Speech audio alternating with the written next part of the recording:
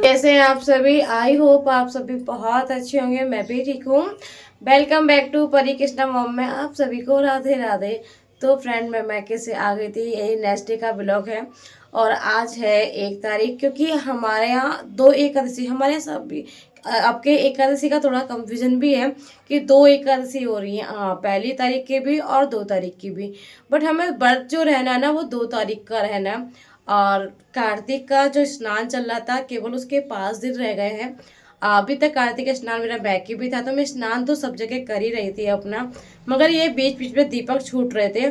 तो उसकी जो गलती की क्षमा के लिए हमें जो कार्तिक के जो लास्ट वाले दिन होते हैं ना, जैसे 1 तारीख से 5 तारीख तक, तो मेरा 1 से लेके 5 तारीख तक व्रत रहेगा। जो भी मुझसे भूल चूक हुई इस महीने में, उसकी गलती क्षमा के लिए 5 व्रत रह रही हूँ मैं। तो आप भी रहना चाहते तो आप भी रह सकते हैं। अगर आपने कार्तिक स्नान नहीं किया है ना, तो आप 1 से 5 तारीख तक कार्तिक का स्नान करेंगे ना, तो आपको पूरे महीने का फल मिलेगा। बट मैं आज पूजा नहीं कर सकती। इसका रीज़न मैं आपको आगे ब्लॉग में बता दूंगी क्यों। अभी तो ना गला भी ठीक नहीं हो रहा, क्योंकि जगह जगह जब पानी चेंज होता है ना, तो गले की सबसे ज़्यादा बैड बजती है मेरे। चलिए वो मैं आगे आपको बता दूंगी कि किस वजह से मेरी पूजा आज नहीं कर पा रही। मैं स्नान मैं सुबह 4 बजे मैंने कर लिया था, क्योंकि आज खाटू बाबा का जन्मदिन भी है। तो आपको खाटू बाबा के जन्म की ढेर सारी बधाइयाँ। तो बस मैंने आटा लगा दिया है। आप कर लेते हैं, रोटियां सेक लेते हैं, और सब्जी मैंने मटर आलू की बन गई है बिना लहसुन प्याज की, जैसे कि आपको पता है। तो चलिए मिलते हैं अभी आपसे, फिर बताएंगे रीज़न क्या है जो मैं पूजा नहीं कर सकती। तो ऐसा हो गया था ना, जैसा सोचा भी नहीं था। मैंने सोचा नहीं था कि ऐसा हो पाएगा, बट मैंने तो बहुत सारी तैयारियां करी थी कि मैं बहुत अच्छे से करूँगी।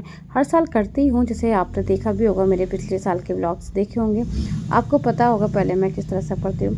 बट इस बार तो मेरा क्या ही बताऊँ मैं, सच में देख के इतना मन ना दुखी हो रहा था, बहुत ज़्यादा इतना रोना सा आ रहा था ना, कि ये वही बात है ना कि ये अपने हाथ में कुछ नहीं है। जब तक प्रभु ना चाहे ना, तो पूजा पाठ नहीं हो सकती। कहने को कुछ भी कह सकते हैं हम लोग कि अरे हम इतना करते हैं, बिना प्रभु के तो तिनका नहीं हिल सकता, तो पूजा पाठ तो बहुत दूर की बात रही। तो वही मेरे साथ भी हुआ। मजबूरी थी, क्योंकि मुझे अभी 5 दिन नहीं होते, क्योंकि जब 5 दिन पूरे हो जाते हैं उसके बाद छठे दिन से पूजा करती हूँ मैं। तो वही था कि जो मुझे 6 दिन होने के बाद 7वें दिन मुझे जैसे पाठ वगैरह करने होते हैं, ऐसे नहीं करते पूजा। तो मम्मी ने बोला कि चल इस बार नहीं कर, अगले बार देखना। तो बट अगले बार तो नहीं, बट किसी ने बताया है कि आप जैसे कि तुलसी मैया की पूजा होती है, क्योंकि हम शनिवार को इसलिए पूजा कर रहे थे क्योंकि हम संडे को तुलसी माँ को छू नहीं सकते। मगर देखे जाए तो तुलसी माँ का विवाह संडे का ही पड़ रहा था। मगर वही है ना, कुछ बातें ऐसी हो जाती ना कि इधर जितने लोगों से पूछो उतनी बात, उतना ही दिमाग कंफ्यूजन में पड़ जाता है, समझ नहीं आता। तो इसलिए ज़्यादा पूछताछ भी नहीं करना चाहिए। जो आपका मन कहे, जो दो चार जो एक दो पंडित जी से ही पूछना चाहिए। ज़्यादा दिमाग पे इतने जोर नहीं डालो कि बिल्कुल दिमाग ख़राब हो जाए आपका। तो बस वही था कि फिर उन्होंने कहा कि कोई बात नहीं। वैसे कहते हैं कि संडे को ही पूजा जल नहीं चढ़ा सकते तुलसी मैया की, आप पूजा कर सकते हो, क्योंकि जो बारहों मास पूजा कर सकते हैं वो कर सकते हैं। कहते हैं बाहर से बड़ा त्योहार होता है ना। तो वही था ना कि मन नहीं ठुक रहा था, जो सुनने में लग रहा था ना, वो अंदर से जो फीलिंग आती ना, वो नहीं हो पा रही थी। तो मम्मी ने बोला कि चल छोड़, इस बार नहीं कर दो। और जैसे पूर्णिमा सी होती है, तो पूर्णिमा जो है ना 5 तारीख की है, तो मम्मी ने बोला उस दिन भी तुलसी विवाह होता है। तो विवाह तो मैं करती नहीं, जैसे कि आपको पता है। तो मैं बस सिर्फ पूजन करती हूँ। तो मैं अब ना तुलसी जो पूजन है ना, मैं 5 तारीख को ही करूँगी, क्योंकि मुझे करना है। क्योंकि मैंने तो सारा सामान मंगा के रखा था, मुझे नहीं पता था ना कि मेरे साथ ये समस्या आ जाएगी। तो अभी ऐसा कुछ था भी नहीं। तो बस ये था कि इधर उधर जाना आना, फिर चीज़ें चेंज होती हैं, तो थकान भी हो गई थी। तो उसी रीज़न से फिर मैं हो गई थी। तो इस वजह से फिर चलो छोड़ो कोई नहीं। तो मैंने सोचा कि मैं अब पूर्णमासी वाले दिन ही ना तो पूर्णिमा के दिन मैं तुलसी पूजन करूँगी, जैसे कि श्रृंगार साड़ी जो मैं सामान सब लेके आई हूँ ना, तो पूरा श्रृंगार जैसे साड़ी पंडित जी के कपड़े, और जैसे मैंने आपको पता है मैंने चप्पल छोड़ी है, तो चप्पल भी मुझे दान करके तभी पहनना है।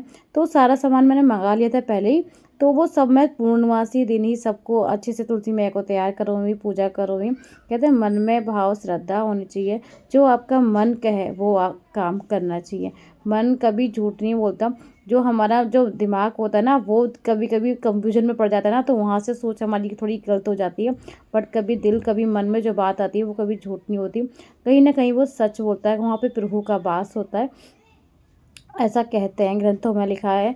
तो मैं मानती भी इन चीज़ों को, क्योंकि जो मेरा दिल कहता है मैं देखो वो वही करती हूँ। तो बस मैंने सब सामान मंगा लिया, मैं अभी नहीं करूँगी, मैं पूर्णिमा के दिन करूँगी तुलसी पूजन। तो आपको वो ब्लॉग में तो पूर्णिमा के दिन आपको दिखाऊंगी। और जैसे दीपदान चल रहा है ना हमारा, तो इस महीने आप जितना दीपदान कर सकते थे बहुत करो, जितना कर सकते हो, क्योंकि एक एक महीने की पूजा ना पूरे साल के बराबर होती है। तो इस महीने जगह जगह जैसे मेरा स्नान तो मेरा हर जगह चला था, जैसे आपने देखा था।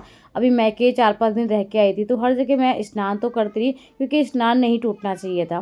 तो स्नान मेरा कंटिन्यू रहा। दीपक मेरे जगह जगह जैसे छूट गए हैं, तो उनको मैं पूरा कैसे करूँगी, तो वो उसका ब्लॉग भी मैं आपको दिखा दूँगी, उसको बता दूँगी। तो मैं उसके बारे में चलो आपको बता ही देती हूँ। तो जैसे आपके भी अगर दीपक छूटे हो ना, तो उनको पूरा कर लीजिए, क्योंकि अभी हमारे पास आज जैसे कि 2 तारीख को मेरा ये ब्लॉग कर है, तो आपके अभी 3 दिन बाकी हैं।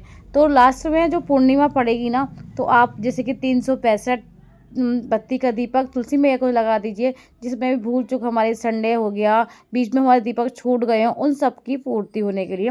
तो 365 का बत्ती का दीपक तुलसी मैया को लगा सकते हैं।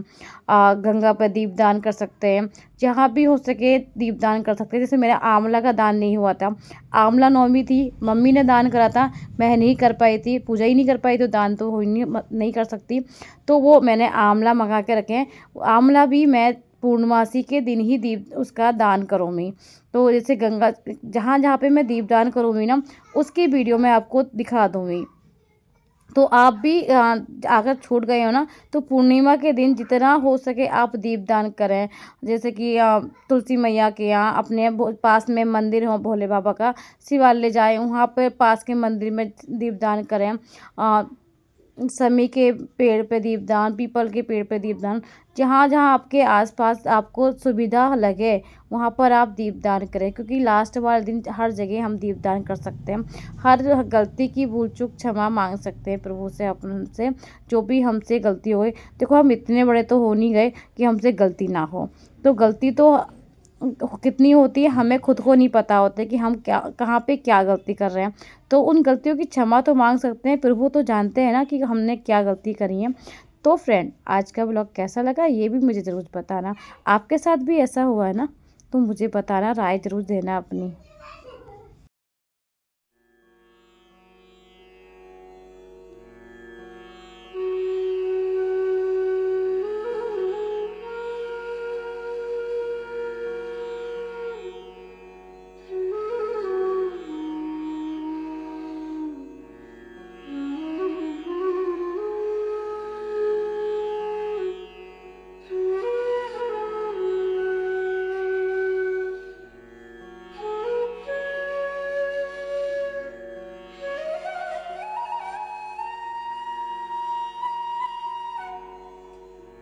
एंड मैं पूरे घर की साफ़ सफाई अच्छे से कर लेती हूँ, क्योंकि मैं कल से पूजा करूँगी।